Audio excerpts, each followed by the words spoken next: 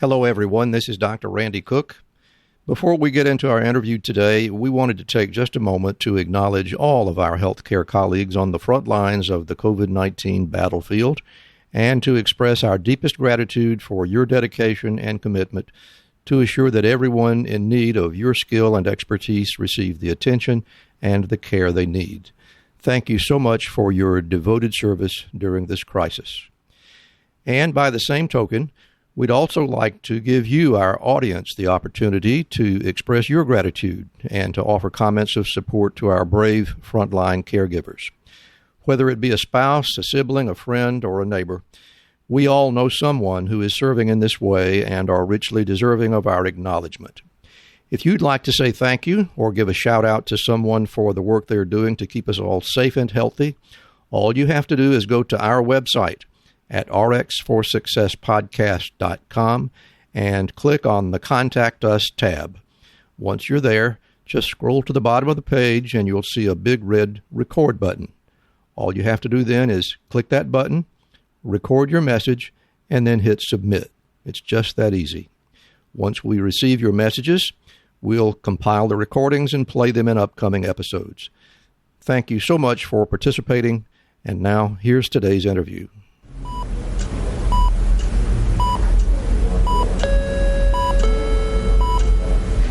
Paging Dr. Cook. Paging Dr. Cook. Dr. Cook, you're wanted in the OR. Dr. Cook, you're wanted in the OR.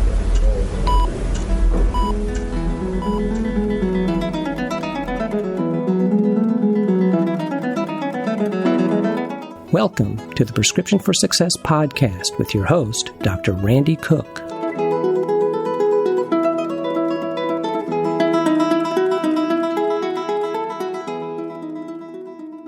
Hello, everyone, and welcome to the Prescription for Success podcast. I'm Dr. Randy Cook, and I'll be your host for the program.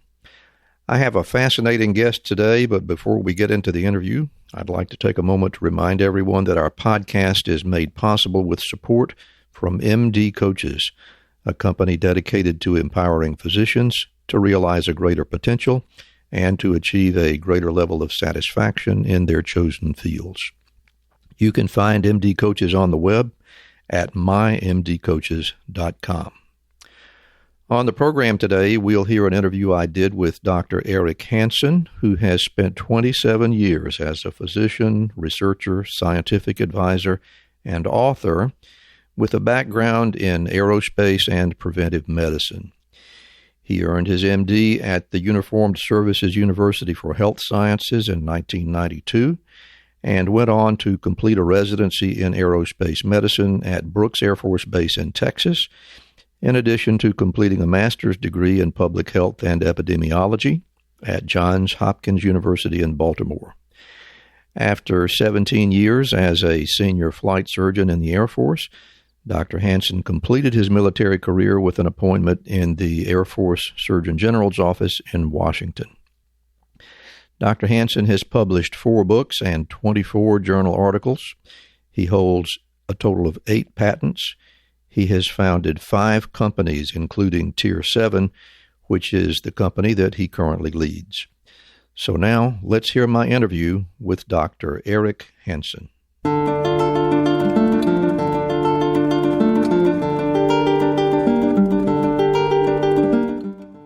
So I'm speaking today with Dr. Eric Hanson, who is out in the Pacific Northwest, up in Oregon today. He has a fascinating story, and let me just begin by saying thank you so much for being here, Eric, and welcome to Prescription for Success. Thank you, Randy, for the opportunity to talk with you today. I look forward to our conversation. Well, it's really great to have you. I'm particularly excited about being able to talk to you, Eric, because your story is so unique. We have a lot of physician guests, and for the most part, the careers of the people that I speak with are fairly typical from the standpoint of it's a patient care environment, either inpatient or outpatient or some combination of both. And yours is obviously way off the center of the bell-shaped curve in that regard. So I'm very interested to hear all about you, and I bet our listeners are going to be interested as well. So let's just start at the beginning, if you will, with your undergraduate education. You got a BS at Oregon State University in 1988.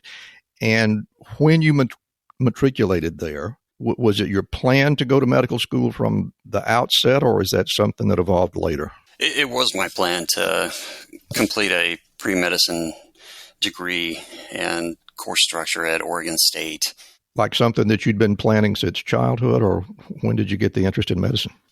Yeah, I can remember distinctly in 8th grade working on a genetics paper, and that interest in genetics has always stuck with me, and I think that's some translation from my parents as well. My mom did a master's in tobacco mosaic virus at Stanford, and my father was a PharmD, studied at the University of California at San Francisco.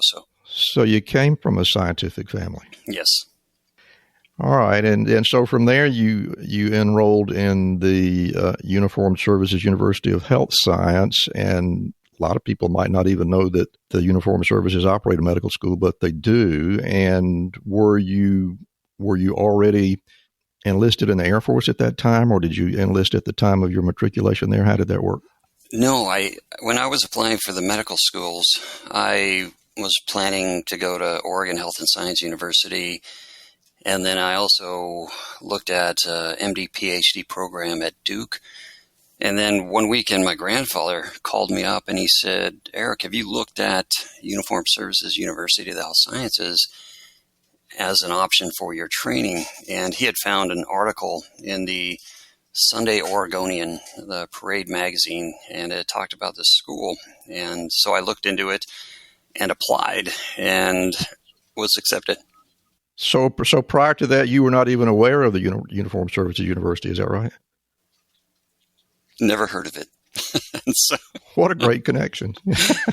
Okay, go ahead. And so I was extremely grateful to my grandfather to read the newspaper that day. And with that program, it's a government-funded medical school, and you have the opportunity to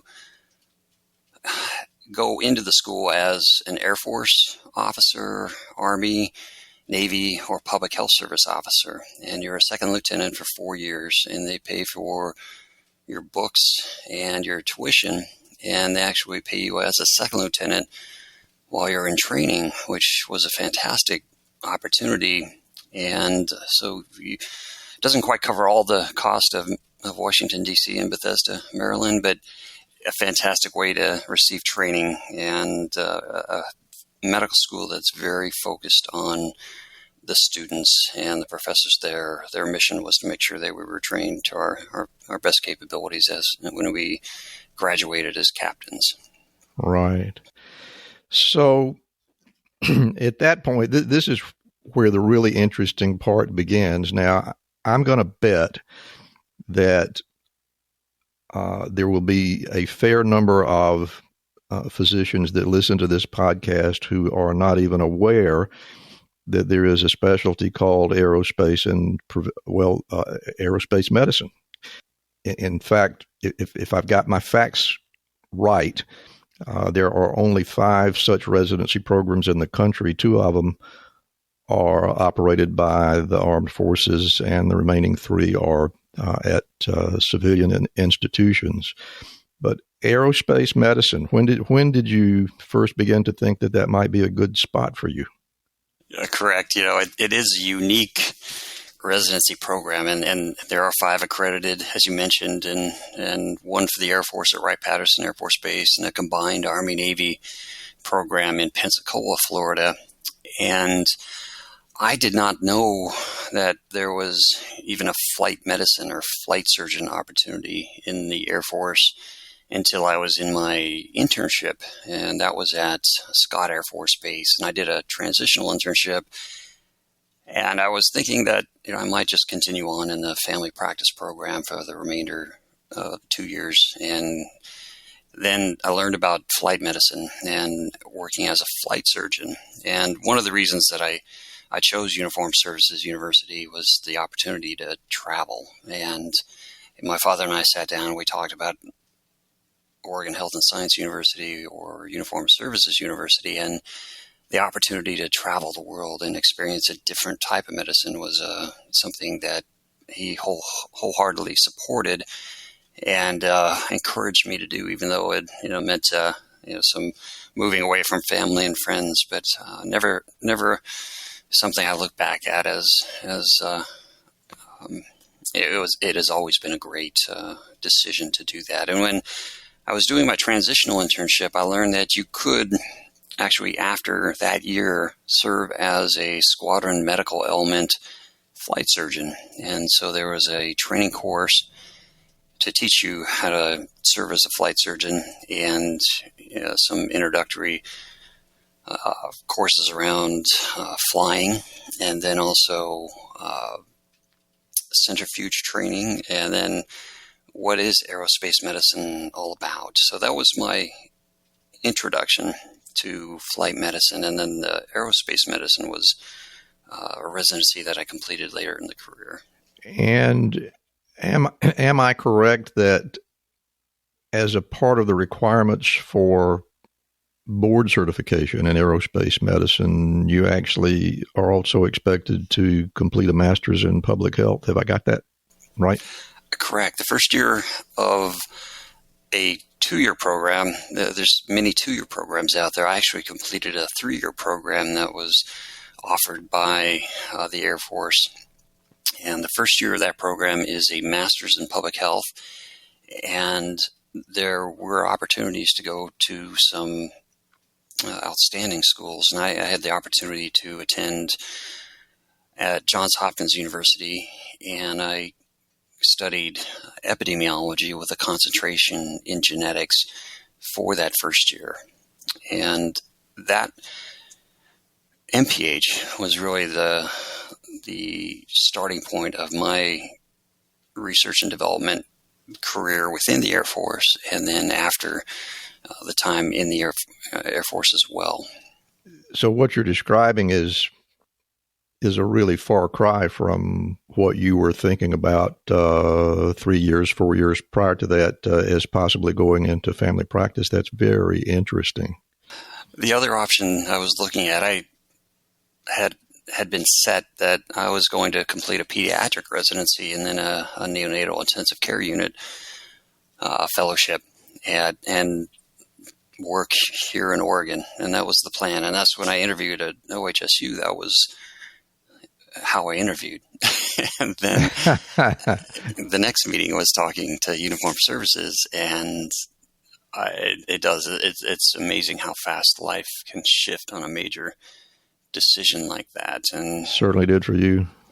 It did. Opened up many opportunities that I think I would have never even known about or experienced.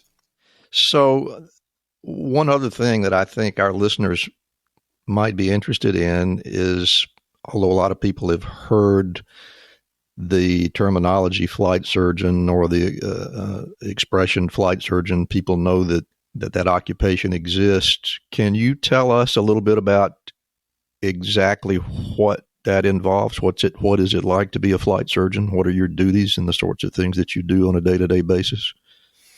And do you do a lot of flying? I had quite a bit of flying time, about 750 hours in 36 different aircraft in my time in the Air Force. And that was one of the major, I think, benefits of being a flight surgeon. They wanted you to have flying each month and understand the mission of the squadron you were taking care of. And so when I started as a flight surgeon, I worked as a squadron medical element flight surgeon. I was assigned to the 41st Electronic Combat Squadron at Davis-Monthan Air Force Base in Tucson. And they had a mission of electronic combat in a C-130 airframe. So the 4-prop large aircraft, it can land on a dirt runway and it can do long missions. And so in that group, I would provide care for the pilots and their families and all of the maintenance and support personnel that enabled that flying to occur. And so in that role, it really was serving as a small town doc, that doesn't exist very many places anymore, where you can have house calls at night or on the weekends, or they would call me up and say, hey, Johnny's got an earache, can you come on over? And it was a wonderful time in my career that I can remember driving home many nights after work, and just it's one of those jobs where you say, I can't believe I'm getting paid to do this work. And so I really enjoyed that. So you ultimately actually did get to be a family practitioner, didn't you? I did, in one of the best settings I think you could ever practice medicine. It was in a time before a lot of the changes that we've seen in clinical practice, in this day and age, where I would bring a bag of medicines, and I'd bring my, one page to create the note, and I'd put it in the chart the next day, and that was medicine for me for years. And a great time to really understand the needs of the military personnel, their families, and the needs of the mission. That's pretty cool. So that was your beginning in what sounds like a fairly typical patient care sort of situation as a flight surgeon, but later on, your responsibilities in the Air Force got to be significantly better and less clinically focused. And rather than try to pick out the significant points, I'd like you just to tell us a little bit about that. You were eventually stationed at the Pentagon, or I assume it was at the Pentagon with the Air Force Surgeon General. Sounds like a very interesting place to be. And if you would, just give us the summary of that story. So the transition from the clinical practice of a squadron medical element flight surgeon, there were some unique steps along that way as well that expanded from a clinical orientation to an operational orientation as well. And I had the opportunity to serve as a flight surgeon on aeromedical evacuation missions, where we would transport patients from a theater to a hospital, whether it was in the continental U.S. or internationally to places like Landstuhl in Germany. And that was for taking care of military personnel, but there was also a humanitarian mission aspect of that as well, where sometimes we would fly to countries. And one of them, for example, we flew into Pakistan and picked up 36 Mujahideen rebels. And it was a night mission where we landed on a dirt runway, dropped the back door. There were Pakistani military personnel with their AK-47s escorting us out to identify the people that would come back with us. And these were people that we were transporting back for reconstructive surgery, for burns or amputations, and it really was a wonderful mission to see how much humanitarian support our Department of Defense does for many different countries around the world. And then there were other operational opportunities to train with Army, Air Force, Navy personnel, and at the Joint Readiness Training Center, where we'd bring in security police, and 82nd Airborne would be aggressors, and we'd have the laser-sighted M16s to be able to train all those personnel for the operational missions. And that was eye-opening into some of the challenges of how much can happen very quickly, or how much, for example, I had a pararescueman, PJ is what they call that in the Air Force, a medic in the Air Force with me, and thank goodness we did. We had 36 again personnel on the ground with varying degrees of heat exhaustion and heat stroke in a very short period of time that we needed to take care of and triage and move them out on helicopters. And so we talked to the commander, and he shut it down for 2 hours, and we called in the helicopters and moved them out. And fortunately, everybody was okay. No one died. And having trained assets like that PJ was crucial, to that outcome. And you see that in all aspects of the operational mission, from the line side or non-medical to the medical side. And those operational missions were expanded into working with the Air National Guard and the Reserve and transporting patients out of Hungary in support of Bosnia, or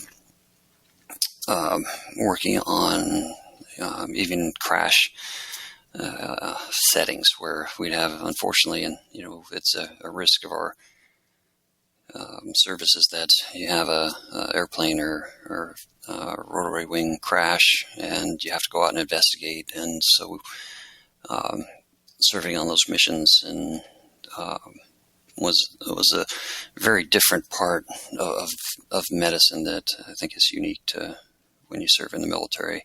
That's really fascinating. Did you, at the time when you began this training in aerospace medicine and subsequently as a flight surgeon, did you anticipate that there would be a time in the future where you might actually be in a fire zone where you could be under attack? I think it goes into everybody's decision when they enter the military, and thank goodness people do make that decision, to support our country in that way and to put themselves at risk. And there were combat theaters that I operated within, whether you're in a helicopter or a fixed wing capability, and I guess you have to do that, and so that's I guess a way of serving the military personnel that are putting themselves at much higher levels of risk than I ever did. Well, it is certainly a credit to you that you were willing to serve in that capacity, and I'm sure that all of our listeners would join me in thanking you for that service, and I hope you hear that a lot, because it is the type of service that obviously not everyone is willing to step up and provide, and you are certainly to be commended for that. And we are very grateful for you and the others. Well, thank you. I appreciate that, and it really was an honor and a privilege. And I think everybody who served really does appreciate it when people reach out in that way and say thank you. Indeed. Well, at some point you managed to transition into the less dangerous, maybe not necessarily less hostile environment of Washington, D.C. So how did you wind up in the Surgeon General's office? So after that squadron medical element assignment, we call it a permanent change of station, or PCS, to Buckley Air National Guard Base, and I started a clinic at that Air National Guard Base, and it later became a Buckley Air Force Base. So one of the rare changes of moving from a Air National Guard Base to a full-up Air Force Base in support of the space mission, which is growing quite significantly now. And so that led me to administrative roles, and then in that assignment, that's where I decided to train in aerospace medicine. And I was actually flying in a Black Hawk over Pikes Peak, and the doors were open, and beautiful day, and I was debating, should I do aerospace medicine or should I do radiology? Now, there's a good place to make that decision. Hovering over Pikes Peak. Yeah. And so it was an easy decision once again. And so from that assignment, the first year, I was selected for a few positions that would go to some very well-known schools, Harvard and Johns Hopkins and others that were opportunities for a couple of us. And at Johns Hopkins in the epidemiology program, I focused and had a concentration in genetics, and that was where the research and development interest was propagated.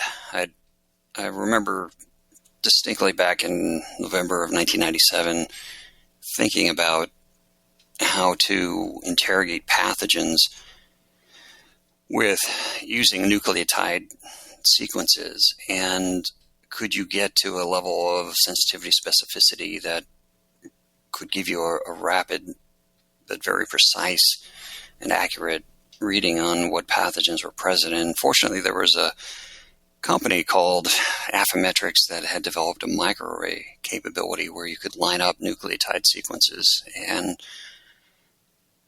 how many nucleotides would you need to identify a pathogen very specifically? And so we translated that work, and my master's thesis was heavily focused around that and use of technology towards that into a biodefense portal capability for the future. And during my residency, the second year after completing the MPH degree was the aerospace medicine year. And so I put out a lot of information on genetics and aerospace medicine. And at that time, the combination of aerospace medicine and genetics and genomics were not routinely associated with each other. In fact, quite a few people laughed and, there's a presentation that I gave at Aerospace Medicine Association on aerospace genomics, and the reception was, this is interesting, but we really don't know how it applies. And so I think that drove me to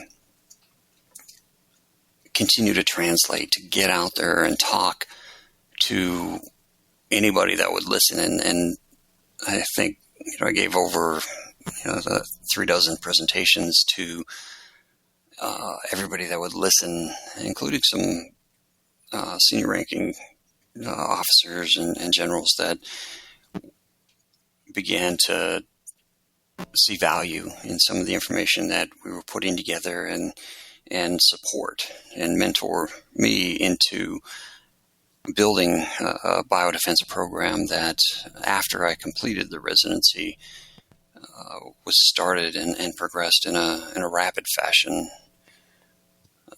towards a very robust capability that still has some remnants out there today in the Navy and Air Force settings. That's a great lesson in persistence. It is. Well, a lot of people would have given up on that and said, well, okay, if you're not interested, I'm not interested. But that's really remarkable. That you clearly understood enough about what you were seeing that you were willing to keep pressing until you got somebody else's attention. It's a remarkable story. I think persistence is a key theme in my life. And when I start on a project, I want to see it through typically. And another example is of a book that I started in medical school, and it's now a published book that it took 12 years to put together. And it definitely wasn't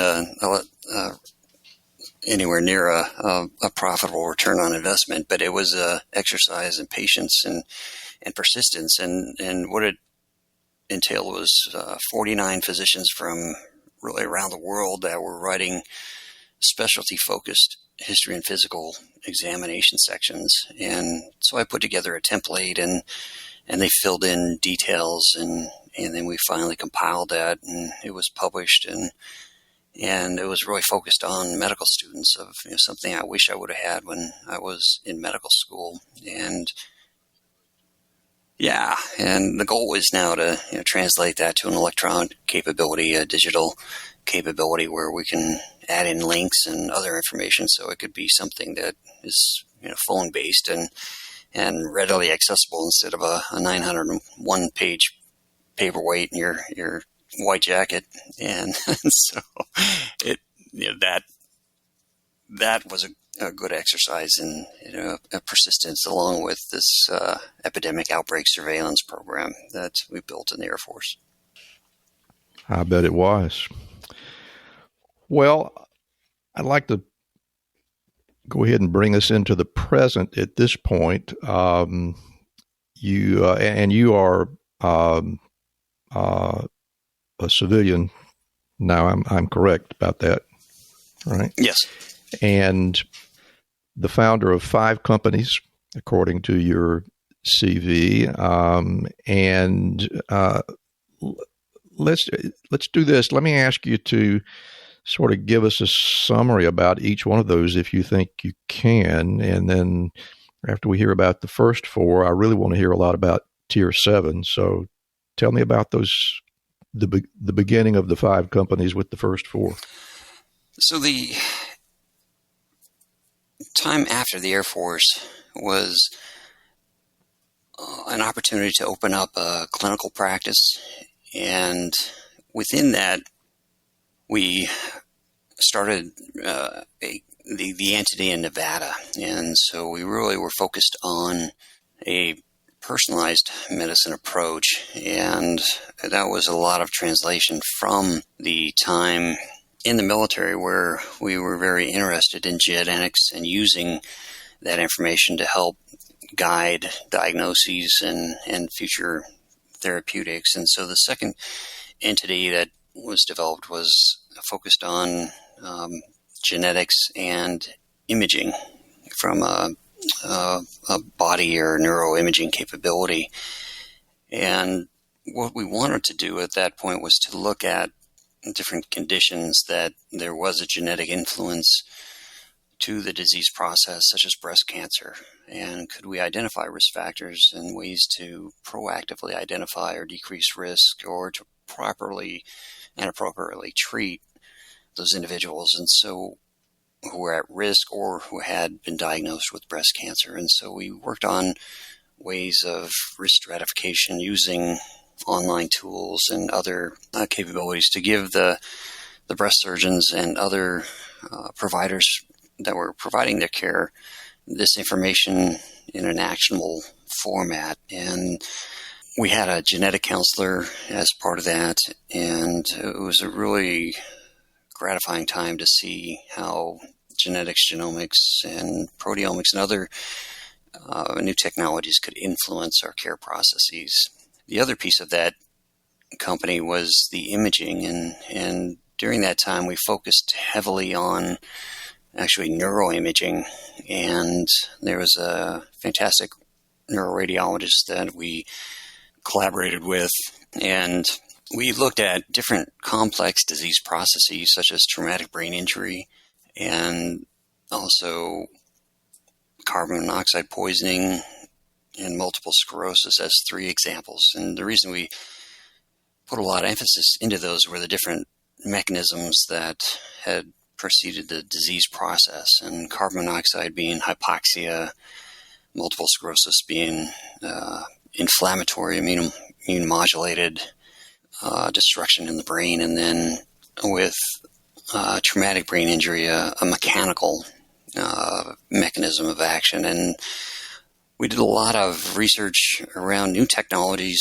such as there was a 320 detector CT scanner out of Toshiba, where we did some whole brain CT perfusion. It was really identifying some new information on the brain about perfusion. And then we also worked with Philips on a 3 Tesla MRI, a neuroimaging research package. And in that company, we had the opportunity to train 75 research associates that came out of the University of Nevada, Las Vegas, and then also Toro School of Osteopathic Medicine there. And it was a great time to have them in the clinic, but also to learn how to collect, analyze, interpret and present information. And that could be presentation to a patient, but also to publications or presentations at conferences. And so we had a unique opportunity of training quite a few people, and a couple of those have translated into people that I will continue to work with, even one currently, and then quite a few physicians around the world. And it's very gratifying to see those people, how they've continued to practice.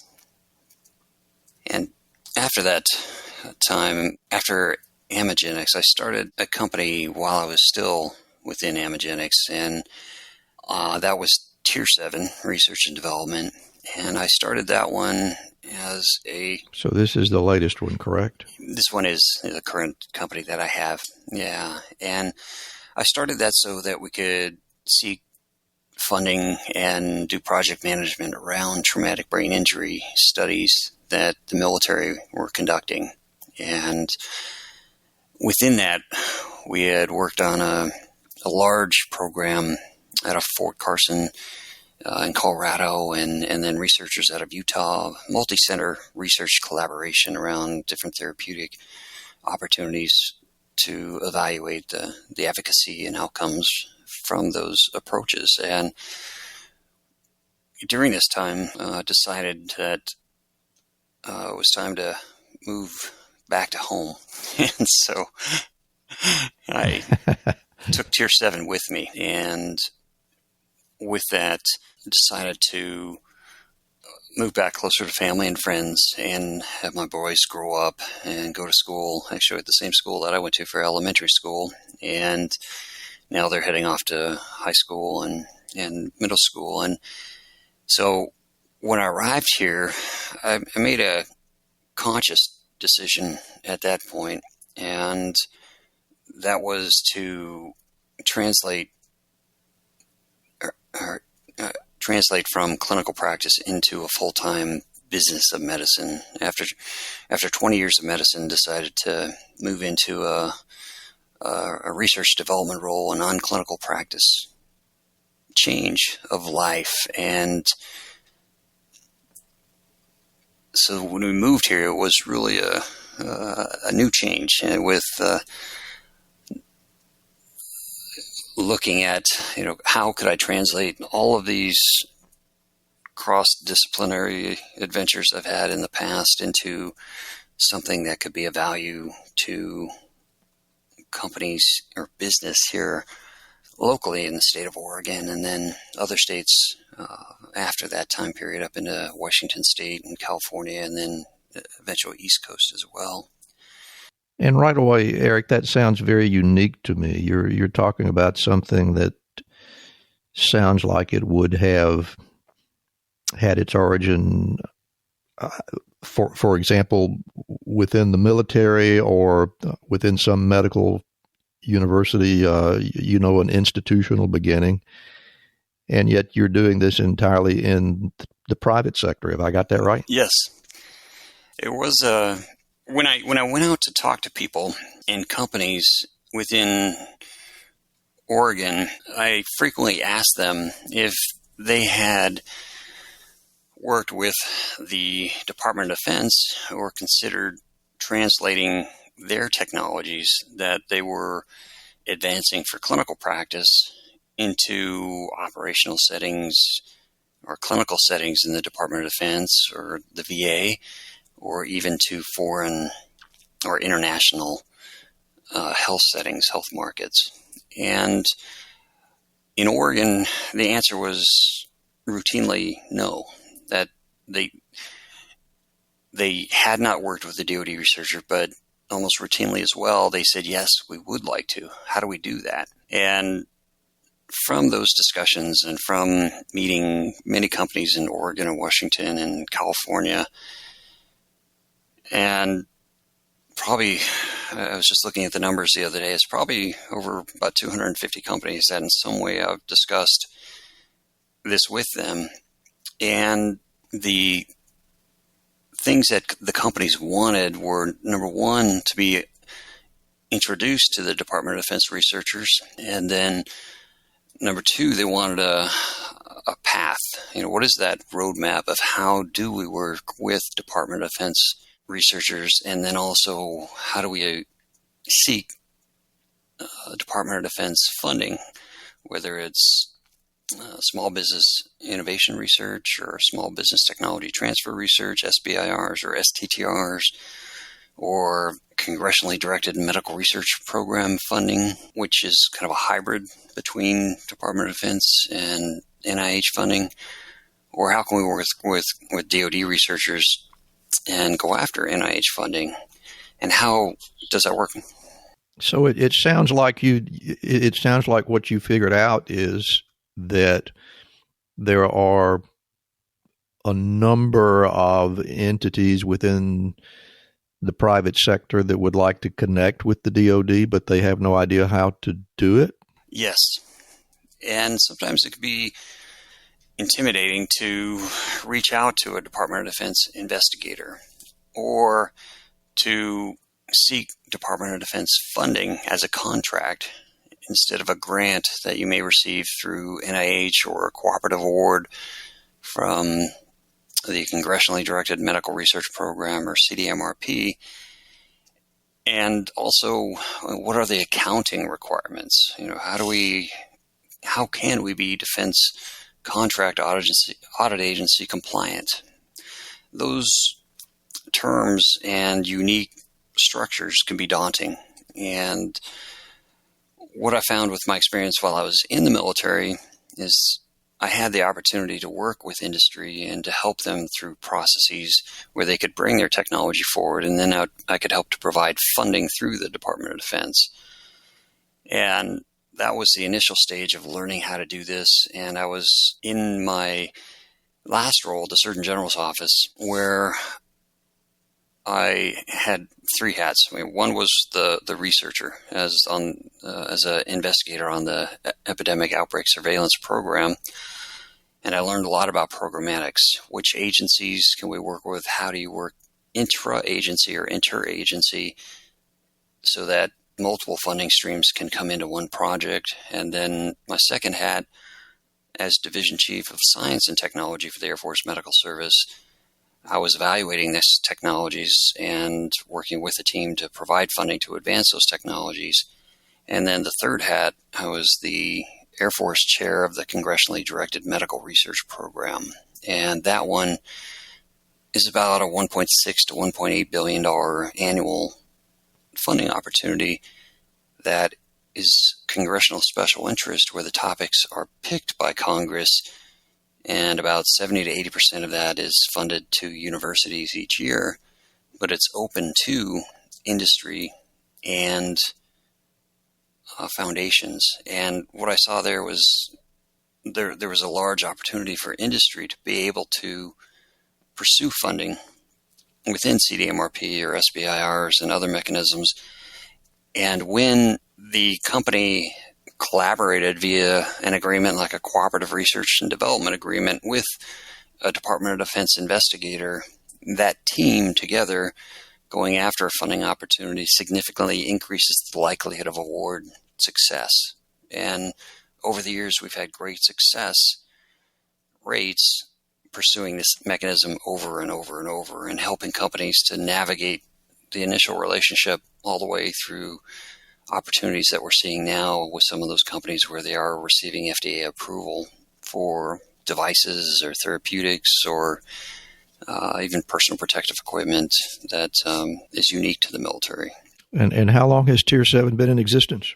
Over 8.5 years. So it started in 2012. And so clearly there's been some success. Yes, and had the opportunity to work in many different areas around many different technologies, and all of them are ones that I would call dual-use technologies. And that phrase is defined in many different ways, but in the context of Tier 7, it's defined as a technology that can equal or improve upon the standard of care for clinical settings and then also operational settings. And so for the military, it's both clinical and operational, but the company is pursuing both a civilian commercialization route and a military procurement acquisition route, and that can translate to international sales as well. Well, it really sounds like a worthwhile project, Eric, and clearly has had some success, and I'll take this opportunity to congratulate you on that and wish you continued success, which I bet you'll have. What I would like to do at this point is go ahead and transition us into what has become my favorite part of the program, and that is to talk about your prescription for success. So at this point, what I'll do is back out of the conversation, and I'm going to invite Dr. Eric Hanson to give us your prescription for success. Well, thank you, Randy. If I were to provide a younger version of myself with 3 prescriptions of success for use at this time, I think they'd include embracing first opportunities and seeking out mentors as the first. Number 2 would be consistently networking and consistently investing in yourself. And number 3, pursuing training in business prior to and or following medical school. And my drivers throughout my career have been, continually learn and continuously serve. And I think these 3 prescriptions might have accelerated my success, and I hope that they may influence your success. And to expand on those a little bit, and are that embracing first opportunities and seeking out mentors. What I mean by that is whether you are writing your first peer-reviewed medical literature article, your first book, your first grant or contract application, or your first patent, be sure that you take that project all the way to completion. As we talked about, the persistence is very important, because there were numerous times early on in my career that I collected information for an article, but did not feel that information wasn't of appropriate level to publish, or that should that book be written. When I finally reached out for advice or recommendations from a mentor or professor, I found frequently that my fears were ungrounded, and I shouldn't have let those inhibit many of the projects that you can pursue right away. When I was encouraged to publish, and when I asked for help or assistance, I found that the mentors and professors out there were eager to provide that training and allowed me to publish multiple books, grants, contracts, and patents. But it would have been helpful to have information like that early on in the career process. With consistently networking and consistently investing in yourself, what I found as well is that building your network throughout your career, while you're in undergrad, while you're in medical school, is important. And social media is a wonderful place for that. And my sons are in many different social media platforms, but what I predominantly use it for is for business purposes. And I found that LinkedIn has allowed me to build an extensive Department of Defense network and also federal agency network that I can reach out to subject matter expertise and connect on specific topics. And when in my conferences, I frequently will meet the presenter after their presentation and connect with them on LinkedIn right after. And it's been a great way to build that network that I think is so important. By investing in yourself, a lot of things that have helped build that network that I spoke of. But I've also reached out to a group of business people around the world, and we discussed business and personal growth. And talking about some of the vulnerabilities you face in your career or in your medical practice, you can't frequently do that with colleagues. So having a group of individuals like that is important. And I've also reached out and met people through different investor groups, angel investor groups, and those have been helpful in building the network, but also learning some of the business of medicine and deal flow and meeting individuals that have interest in this area. Last, pursuing training in business prior to or following medical school. We're not frequently taught business or economics in medical school. And there are some MD, MBA programs out there now, and these seem to be growing in number. But if you have the opportunity to receive some training before medical school, while you're in medical school, or after, I strongly believe that can help you with building your first clinic, your interaction with your colleagues and administrators in the hospital, building your own clinical practice, biomedical company, helping you work with Department of Defense investigators or industry investigators early on in your career as well, or allowing you to serve as a scientific advisor or board of directors member, because there literally are tens of thousands of biomedical technologies out there. There's 1,502 biomedical companies just in the Bay Area. So as physicians, I hope that we can help to translate a lot of these technologies that are out there into clinical practice, operational, and humanitarian settings. So in summary, I hope that these prescriptions might help your success early on in your career, or someone else's success in their career, and look at some of this work around research and development or translation as an opportunity for additional intellectual stimulation as you continue on in your clinical career path and you move on to future opportunities for the rest of your career. Some really valuable advice, Eric, and I really do appreciate you taking the time to be with us today and sharing your thoughts with us. I will also take the opportunity to remind everyone, you'll hear the message again in the tag that we finished the show with, but we will include much of what you've said in your prescriptions for success in the show notes that can be seen on our website. And there is such valuable information into what you have presented for us today that I think that it would be really worth everybody's time to take a look and see what we've left there from your message that they can peruse at their leisure. Before we get you out of here, I want to give you an opportunity to tell everybody how to connect with you, Eric. So if you'd like to give us emails and websites and things of that nature, please go ahead.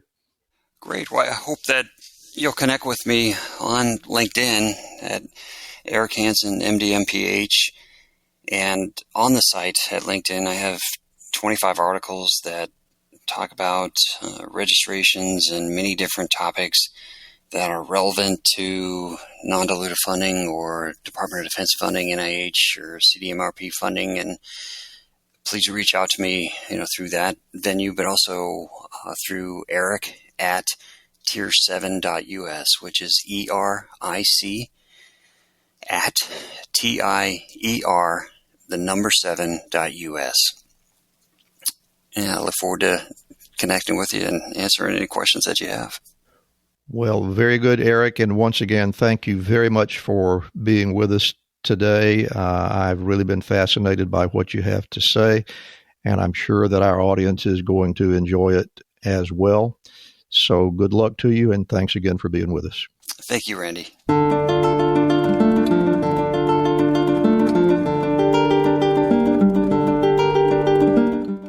And that will wrap things up for this episode of Prescription for Success. If you'd like to subscribe to our show, please visit our website at rxforsuccesspodcast.com. That's rxforsuccesspodcast.com. And while you're there, you can review the show notes and get more information about today's guest, as well as guests on other episodes. We'd really appreciate hearing from you, so leave us a comment or a question, and I'll be reading those on the air from time to time. And finally, if you'd like to help support our show and get access to members-only content, you can become a patron at patreon.com/RX for Success Podcast. That's patreon.com/RX for Success Podcast. Thank you so much for joining us today, and don't forget to fill your prescription for success with my next episode.